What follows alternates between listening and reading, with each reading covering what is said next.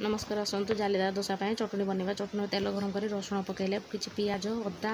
आउ भृषण पतर आ मसुर डाली पिज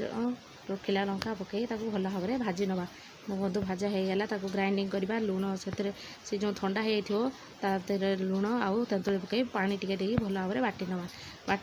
बर्तमान होगा चाउल दोसा गोटे कप चाउल नेली लंका गुंड आपड़ चिली फ्लेक्स पकेबे कंचा लंका पकई पारती भृषण पतर लुण दे भल भाव पानी देढ़ जो कप चाउल नहीं से कप्रे गोटे 1.5 कप 2 कप पानी ने 2 कप पानी नहीं गोले देखिए 10 मिनट रेस्ट देवे रेस्ट पर